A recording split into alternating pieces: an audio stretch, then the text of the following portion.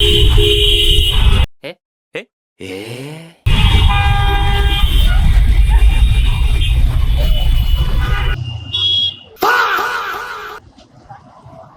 তুই কি পাগল নাকি? রাস্তার মাঝখানে এসে হাত একটা তুলে দিচ্ছে, অল্পলাই তো দিয়েছিলাম মাইরে। সবাই এখন বান্দরবান ট্যুর দিচ্ছে, সাজেক ট্যুর দিচ্ছে।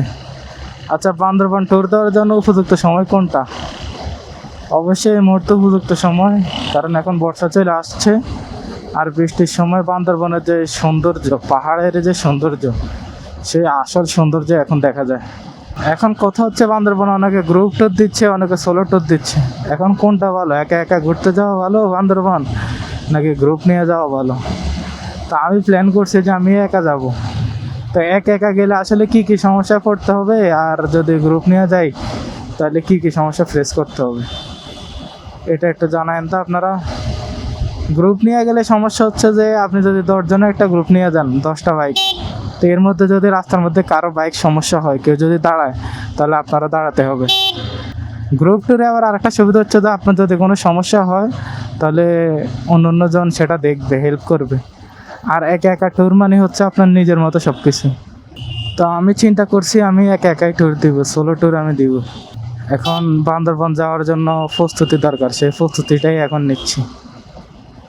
ব্যাগ, রেইনকোট এগুলো আসলে দরকার, কারণ পাহাড়ে যে কোনো সময় বৃষ্টি আসতে পারে। তুই কি পাগল নাকি? রাস্তার মাঝখানে এসে হাত একটা তুলে দিচ্ছে, অল্পলাই তো দিয়েছিলাম মাইরে।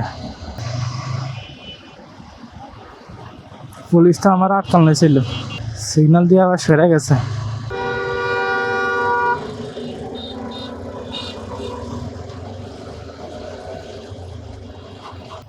বাইকের কাজ করাতে গেলাম মিরপুর 10 বাইক পার্টস মার্কেটে।